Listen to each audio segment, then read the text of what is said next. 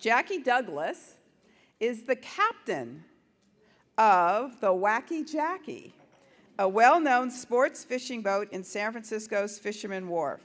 She's been a skipper since 1972 and earned the respect of all her male colleagues. Now, if you don't think that's a male-dominated industry, it's a whole lot like Congress. Jacky was just recognized by the Distinguished Bay Institute last week for all that she has done on behalf of the habitat and the sea. So please welcome Jacky Douglas.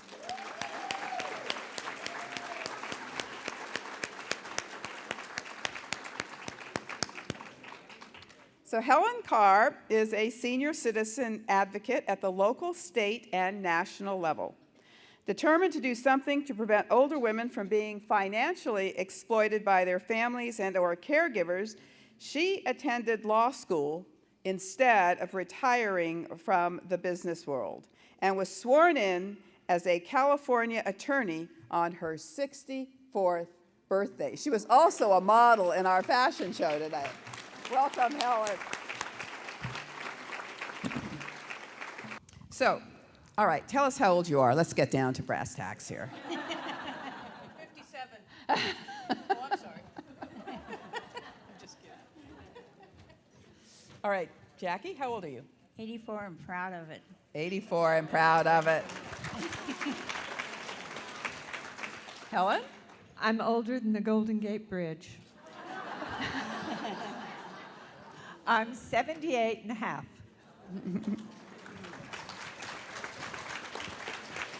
So, all right, tell us a typical day on the job for you. Jacky, why don't we start with you? Okay, let's see. The alarm goes off after I get up. I'm so excited to go to work. It's my passion. And so I'm up about 3:30 every morning. And that's... Well, when do you go to bed? Well, I go to bed around, it depends how tired I am, how many days I've worked in a row. In my heyday, I worked practically the whole salmon season, which opened in February and closed in November. But I loved it, so it's my passion. Now, when I'm a little older, and the heydays have passed, but I've enjoyed every minute of it, Jacky. And I'm going to tell you something. When I go to bed, I can't wait to wake up and go fishing again. So you get up at 3:30, and then what happens? Then I get down to the boat with all the supplies. I have weights and rods and rags and washing, all the snacks to make the coffee. And I can't wait till the people come aboard, which is about 5:30. That's boarding time. And when they come down, I go over my safety, Captain Sully. Oh boy, do we go over safety more. I went over my safety before the Coast Guard made it a rule. I mean, that's how much safety I cared about. Hang on to those rails. Watch your step. We have life preservers. We got rafts. I tell them all, well, we got, they hold 50 people, 2 rafts aboard. In theory only, the boat goes down, they pop off. Gals, you follow me. You guys are on your own. And we go proceed, and we have teaching how to fish and so forth. And beginners are always lucky, by the way. I'm embarrassed. I'm so thrilled. So tell us the biggest catch.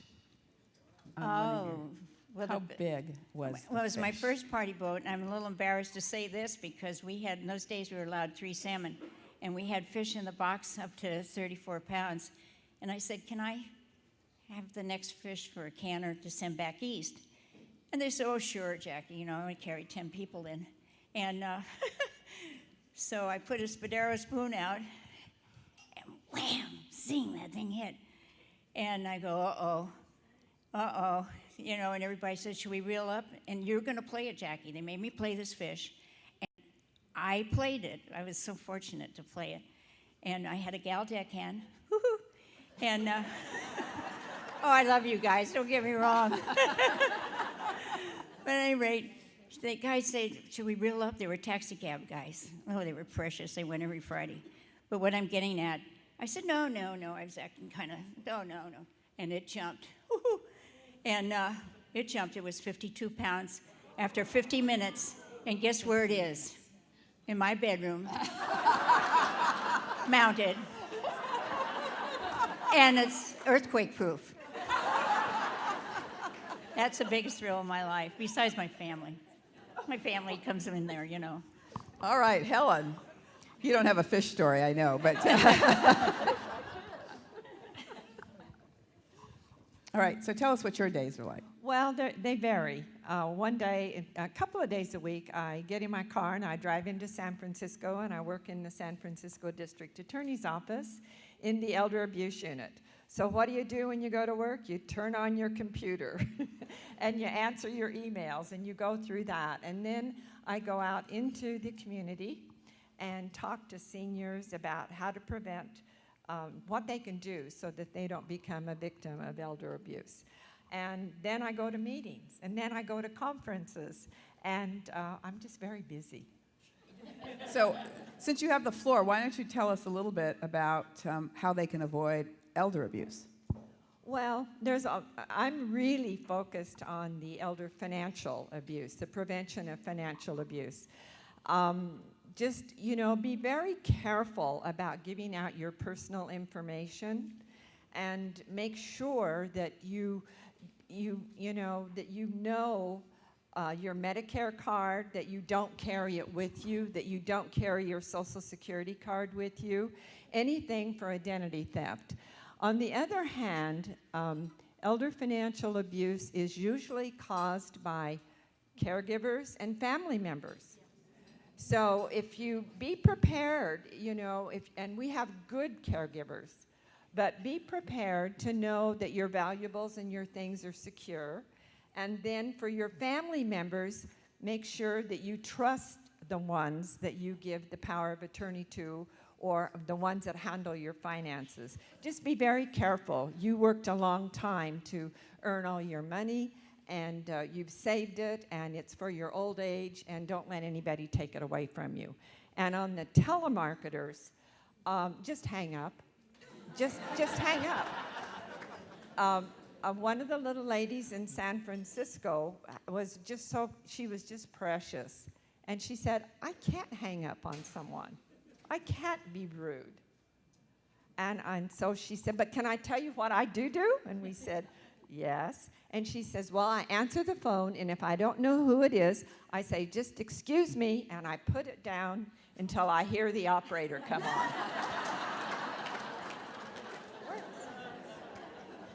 That works. Okay, I have a question for both of you. I am going to be termed out in 4 years. So in essence, I can retire in 4 years. I'll be 61 years old. Tell me what I should do. Should I retire, or should I do something different? What would you suggest I do? If you love what you're doing, keep going, babe. Should I go to law school? You sure could. It's a real experience. So, we have the Speier Volunteer Corps, and it's for people of all ages to participate with us on projects or come and work in the office. Tell us what you think of volunteerism. Well, I have volunteered practically all my life, and I'm still volunteering. When I go out and talk to the seniors, I don't get paid for it. I just go. If someone asks me, I go. And then I volunteered when my children were in Scouts. So, you just volunteer. It makes you feel good. But tell us how you actually ended up at your job. Didn't you start as a volunteer? Yes. Oh, yes. In the DA's office. And when I was sworn in, then I thought, now what do I do? So I called my mentor at the DA's office, and I said, how do I start my business? I had a place to go, but I didn't know how to start a business. And he said, Helen, you get in here. We're opening up an elder abuse unit. And so I volunteered. And I volunteered, and I worked on my first case with the prosecutor. I'm not a prosecutor. I'm their elder abuse specialist. And anyway, at that point, I volunteered, and I volunteered 5 days a week down there. And then finally, somebody said, well, I think we ought to pay you. And I said, that would be really nice. You need me to help negotiate a higher salary for you, though, clearly. So what's the most rewarding aspect of your jobs? Oh, I'm sorry. Jacky? I'm sorry. I really am. I'm kind of excited here. It's such an honor to be here, Jacky. I can't tell you. It's an honor to have you here. Well, I think most rewarding is my vets, my blind vets from the Blind Vet Center. I've taken them out now a little over 22 years. I'm speaking of volunteering, yeah. I've been there with the Scouts too, but what I'm getting at is that to have them come down on my boat, they're vets, World War II, Vietnam, this war, and what we're going through. And I'm very patriotic. And to have these guys go, I don't care if the weather was bad the day before or we didn't catch fish the day before. Every time they've been out for the last 22 years, once a year they come down from the VA right down here in Palo Alto. And they always have good luck. If I don't get salmon, I take them rock cod, whatever we got to do. But the weather's always perfect. They catch fish. I mean, thank you, you know? Woohoo! Big reward. Helen, how about for you? And the question again was how? What's the most rewarding aspect of your job?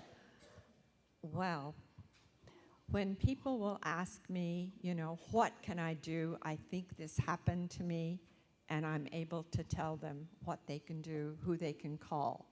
I don't give out legal advice, and I always start my talks with, this is not I'm not giving you any legal advice. And the opinions are all my own. But yes, just yesterday, I had a lady come up to me and said, this has happened to me and my husband. What do I do? And I was able to tell her. Wow, good for you. So, how about this? When will you retire? Let's start there. Me? Yes. Oh, Well, I've been selling that. I said we reached 75. I think my girls can say it better than I can. Both Diana and Ronnie are here. I think they can speak more about it than I can because when I hit 75, I said, well, when I become 80, I think I won't go past 80. And here I am. I really, as long as God willing and gives me the strength, and thank heavens for salmon. And the habitat. We got to get them water. I don't want to get on my handstand. Soapbox? Yeah. But at any rate, I don't know.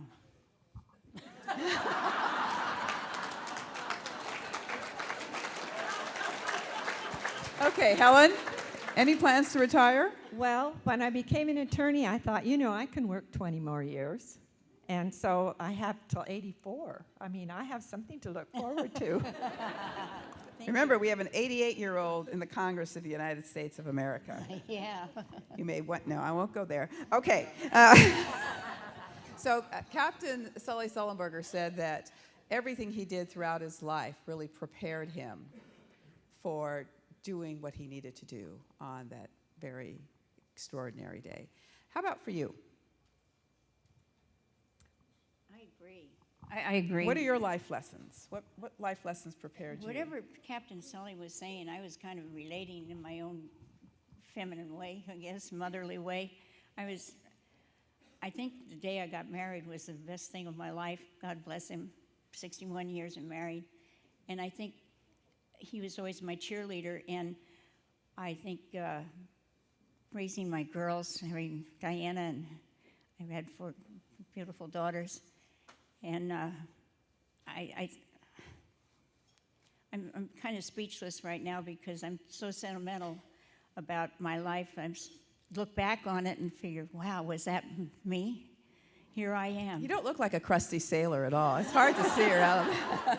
Well, thanks for saving me on that, Jenny, because I love it. And I was so grateful to be able to support my family and supportive of the salmon, but I was a volunteer. I had a little boat way before, and I got on the board, and I didn't get my captain's papers till I was, I've had them 40 years now. Prior to that, I was on the water quite a bit, and the kids always, I got to have one little note here. The kids always said, "Mom, where's the beef?" Well, we couldn't rub knuckles then. Remember that, girls? Because I'd make rock cod sandwiches or salmon sandwiches, and I knew how to. But You have now a diet of salmon, don't you? now they're sitting that right there right now, and they're saying, "Where's the fish?" Helen, life lessons? Oh, I've always taken care of other people, always thought about them first. And I was a flight attendant, and I married the pilot.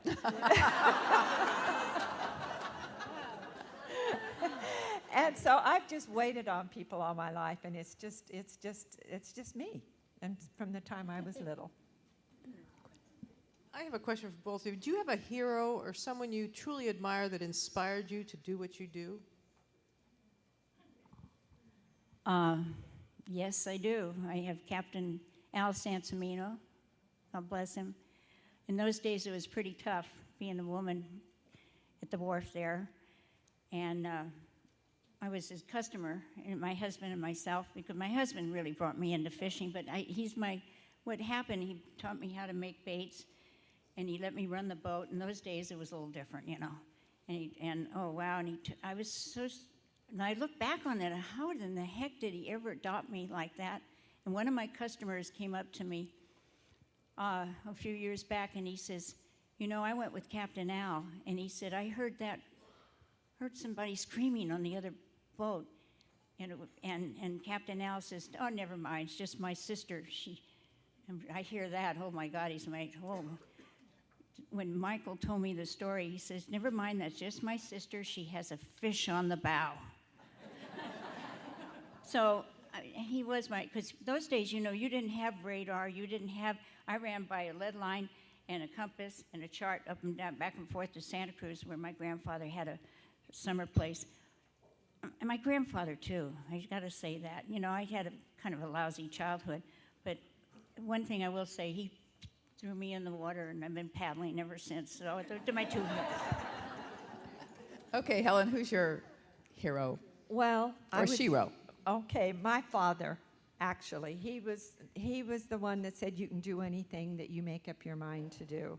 And then underneath that are my children, because they're the ones that kept saying, keep going, Mom, just don't stop. And they still tell me that every time I talk to them. Just keep doing what you're doing. Okay, how about questions from the audience?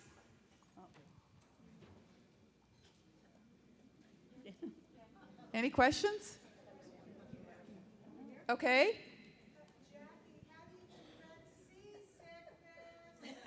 How do you prevent seasickness? Get down to some practical Get used questions. to it.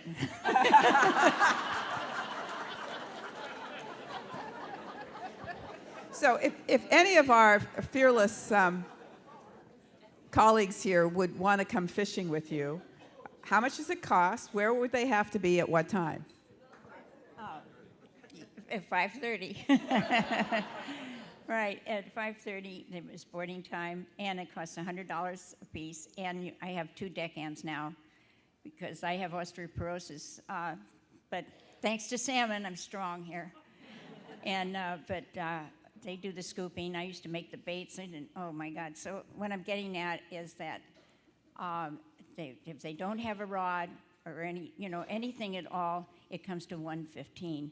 They need to get a license. So online now, we don't do paper now. And They're modern. and they would get weighed on hand and foot, and it's quite an experience. And getting back to, I didn't mean to sound so fresh, but I used to get seasick, and I went on party boats, and I used to. One thing you can't do is drink the night before.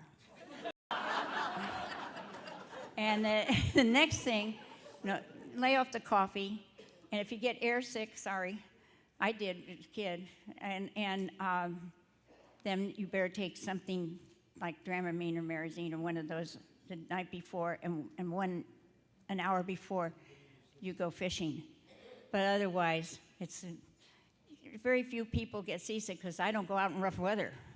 I mean, I try to make it smooth as I want. I got a gorgeous boat, but what I try to do is make it as easy and comfortable for the people. That's my answer. I'm out.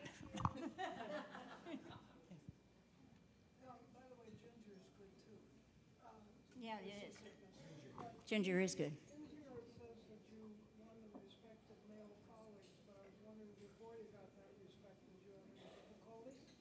So the question is, she was, in my reference to her, she won the respect of her male colleagues, but before that happened, how was she discriminated against, if she was? Oh, yeah. Oh, yeah, but you know what? I ignored it.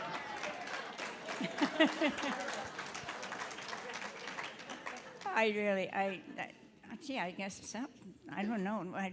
Well, at any rate, that's the way I had to ignore it. And they even picked on my husband when he was waiting for me and Doc. And he said, "What's Jacky doing out there? Why is she staying out so late? What's the matter?" You know? Or they say, "Oh, she's just lucky.